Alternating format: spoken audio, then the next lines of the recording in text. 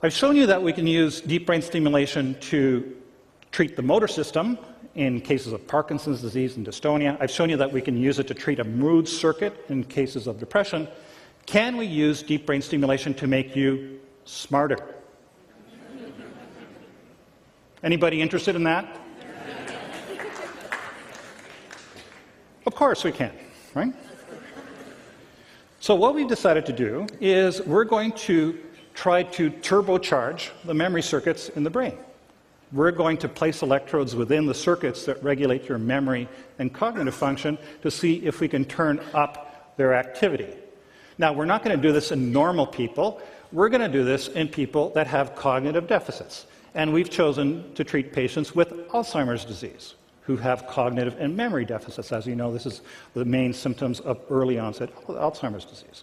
So we've placed electrodes within the circuit in an area of the brain called the fornix, which is the highway in and out of this memory circuit, with the idea to see if we can turn on this memory circuit and whether that can in turn help these patients with Alzheimer's disease.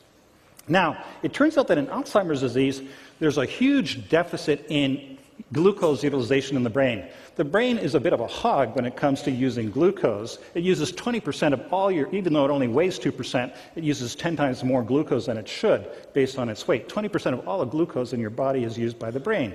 And as you go from being normal to having mild cognitive impairment, which is a precursor for Alzheimer's, all the way to Alzheimer's disease, then there are areas of the brain that stop using glucose. They shut down, they turn off. And indeed, what we see is that these areas in red around the outside ribbon of the brain are progressively getting more and more blue until they shut down completely. This is analogous to having a power failure in an area of the brain, a regional power failure. So the lights are out in parts of the brain in patients with Alzheimer's disease. And the question is, are the lights out forever, or can we turn the lights back on? Can we get those areas of the brain to use glucose once again?